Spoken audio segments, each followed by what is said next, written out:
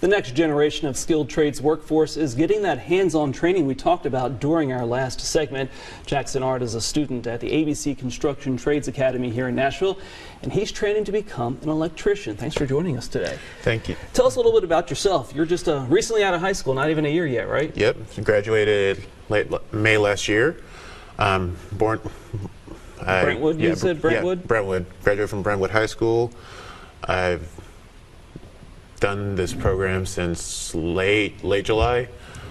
So take me back to last summer. You're out of high school. You have to decide what's next. Okay, how did this come onto your plate?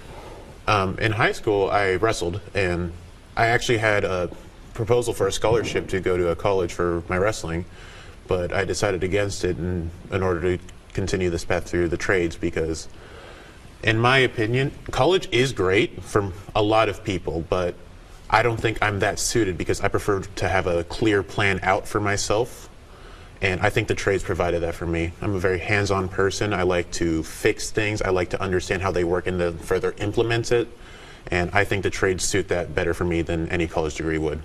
So you're thinking about these trades, you're thinking about your life after high school. How did you land on electrician and working in that field?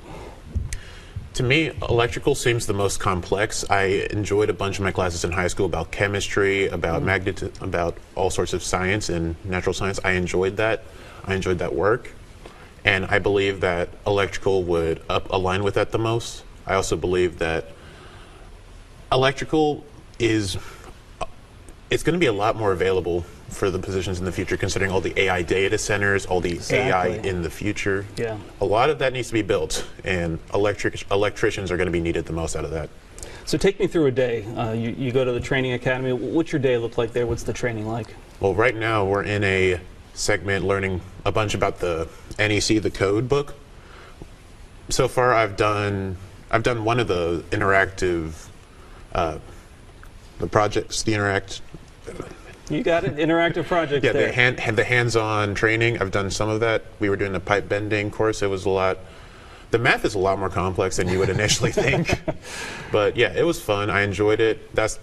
I'm only a first year in the program, so I'm sure we're going to get into a lot more hands-on in the future because right now we're establishing the basics like Ohm's law and the various other formulas. We're getting the basics on how to go through the book efficiently because you're not expected to memorize all of it. Sure. So far in the few months that you've done it, what's been the most surprising thing and the most challenging thing that you've come across in the training so far? The most challenging thing? Definitely just the various codes. It is a very dry read, the code book, and it has to be because there are so many various ways that electrical can go wrong. It needs to be so incredibly in-depth, but it is a hard read. It takes a lot of stamina to get through it. And surprisingly, that you've enjoyed that you didn't think you might enjoy so far. Yeah. Was that a question? Yeah. What have you thought you would enjoy so far or what are you enjoying the most so far? So far, it's the hands-on work. So I am an apprentice and I do the program.